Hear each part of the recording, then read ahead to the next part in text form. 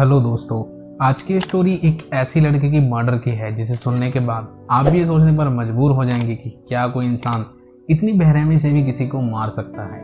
वैसे तो दुनिया में हर रोज कई मर्डर होते हैं, लेकिन कुछ केस ऐसे होते हैं जिसको सुनने के बाद हर कोई दंग रह जाता है।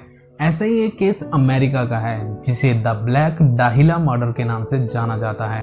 आज 76 सालों बाद भी इस मर्डर का कातिल कौन था ये किसी को पता नहीं चल पाया और ये मर्डर एक मिस्ट्री बनकर रह गया। चलो बताते हैं आपको ये पूरी स्टोरी आज की इस वीडियो में। ये बात है 15 जनवरी 1947 अमेरिका के लॉस एंजलिस शहर की, जहां रोज की तरह एक खूबसूरत दिन की शुरुआत होती है। लगभग सुबह के 10:30 बजे के करीब बैती बेरसिंगर नाम की एक महिला अपनी 4 साल की बेटी के साथ वॉक के लिए जाती है। वॉक करते करते जब वो सड़क के किनारे पे जाती है तो उसको ऐसा महसूस होता है कि सड़क के किनारे झाड़ियों में कोई लेटा हुआ है।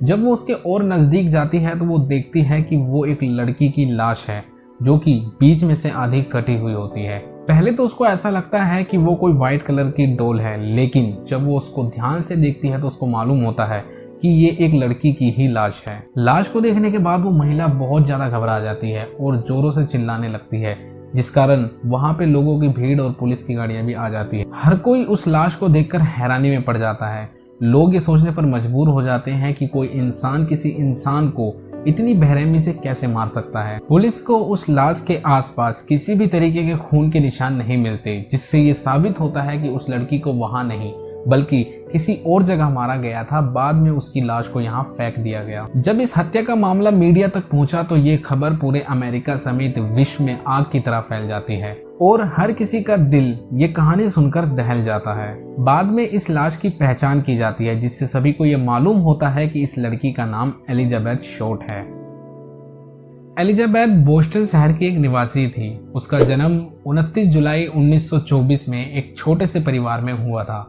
उनके परिवार में कुल 7 सदस्य थे, जिनमें उनके माता पिता और एलिजाबेथ के अलावा उनकी 4 बहनें और थी। एलिजाबेथ बहनों में तीसरे नंबर पे आती थी। एलिजाबेथ जब 6 साल की थी तो उसके पिता की कार नदी के किनारे पे लावारिस पड़ी मिली थी, जिससे लोगों का ये मानना था कि उसके पिता ने सुसाइड कर लिया है। अब उसके परिवार का जो खर्चा था वो उसकी माँ चलाया करती थी। उसकी माँ एक छोटी सी नौकरी करा करती थी, जिससे उनका परिवार चलता था। कुछ समय बाद जब एलिजाबेथ 18 साल की हुई तो उसकी फैमिली के पास एक खत आया। ये खत उसके पिता का ही था। दरअसल उसके पिता अभी भी जिंदा थे।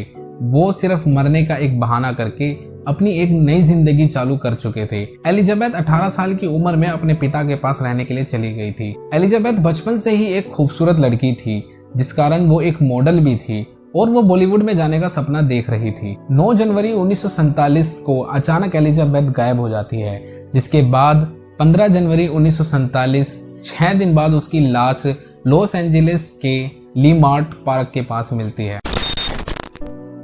पुलिस द्वारा जब लाश का पोस्टमार्टम कराया गया तो पता लगा कि एलिजाबेथ को लंबे समय से बंदी बनाकर रखा गया था। उसके शरीर पे रस्सियों के निशान भी थे, जिससे स्पष्ट हो रहा था कि उसको बंधक बनाया गया था।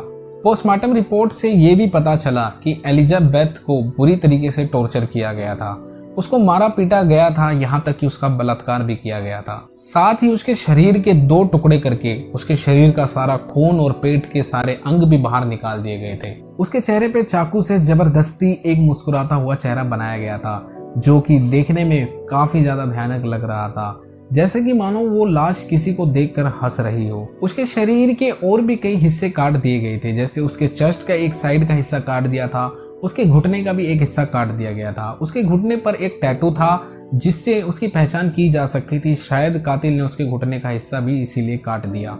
लेकिन पोस्टमार्टम रिपोर्ट से यह स्पष्ट नहीं हो पाया कि एलिजाबेथ के साथ ये सारी हरकतें उसके जिंदा रहते ही या उसके मरने के बाद की गई। अगर उसके जिंदा रहते ही उसके शरीर से सारा खून निकाला गया था तो शायद ये एक इतनी भयानक मौत थी कि जिसके बारे में हम सोच भी नहीं सकते। लाश मिलते ही सबसे पहले पोस्टमार्टम कराया गया। पोस्टमार्टम रिपोर्ट से पुलिस को कोई खास जानकारी नहीं मिल पाई। पुलिस अब इस केस में असफल होती जा रही थी, जिस कारण वहां की सरकार ने इस केस को इन्वेस्टिगेशन एजेंसी FBI के सुपुर्द कर दिया।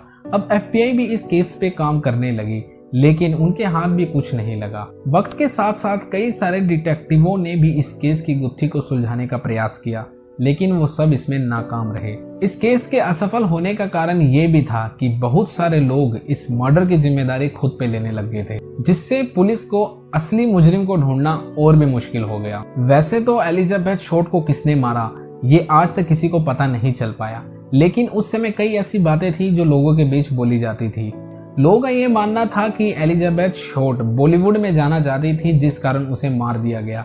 तो कई लोगों का ये भी मानना था कि एलिजाबेथ हर रोज नए बॉयफ्रेंड बना लिया करती थी, क्योंकि लोग उसको हर रोज किसी न किसी नए लड़के के साथ घूमते हुए देखते थे। इसलिए लोगों का ये भी मानना था कि शायद उसको उसी के किसी बॉयफ्रेंड ने ही मारा है। लेकिन ये सिर्फ लोगों की बातें थी। असल में एलिजाबेथ को किसने और क्यों मारा ये किसी को भी नहीं पता चल पाया। पुलिस और FBI को सबसे बड़ी दिक्कत तब आने लगी जब एक के बाद एक लोगों ने खुद को इस मर्डर का मुजरिम बताना शुरू किया। ये आंकड़ा देखते ही देखते बढ़ने लगा। पहले तो 60 लोगों ने कबूला कि उन्होंने ही एलिजाबेथ को मारा है, लेकिन वक्त के साथ साथ ये आंकड़ा 500 तक पहुंच गया। पुलिस ने जब इन लोगों की जांच की तो पुलिस को इनके खिलाफ कोई भी सबूत नहीं मिला, जिस कारण इन सबको छोड़ दिया गया। पुलिस अब इन लोगों से बहुत ज्यादा परेशान होने लग गई थी, जिस कारण पुलिस ने अब इन लोगों के ऊपर पुलिस को गुमराह करने का मुकदमा लगाया। जब जाकर लोगों का खुद को मुजरिम बताना बंद हुआ। इन लोगों में कुछ लोग ऐसे भी थे जिनका उस समय पे जन्म भी नहीं हुआ था। ये लोग ऐसा क्यों किया करते थे ये बात समझना थोड़ा मुश्किल था, लेकिन पुलिस का ये मानना था कि शायद ये लोग सिर्फ पॉपुलैरिटी के लिए ऐसा करते हैं। दरअसल ये केस उन दिनों में बहुत ज्यादा सुर्खियों में था। अखबारों और न्यूज चैनलों पे सिर्फ इसी की बातें होया करती थी। एलिजाबेथ शॉर्ट अपने मरने से पहले जितनी फेमस नहीं थी, उसके मरने के बाद वो पूरे अमेरिका में बहुत ही ज्यादा फेमस हो गई थी। पुलिस की लाख कोशिशों के बाद भी पुलिस के हाथ कुछ नहीं लगा और ये केस एक मिस्ट्री केस बनकर रह गया। आज 76 सालों बाद भी किसी को नहीं मालूम कि एलिजाबेथ शॉर्ट को किसने और क्यों मारा। अगर आपको भी हमारी ये वीडियो अच्छी लगी हो तो चैनल को सब्सक्राइब जरूर कर देना। मिलते हैं हमारी नेक्स्ट वीडियो।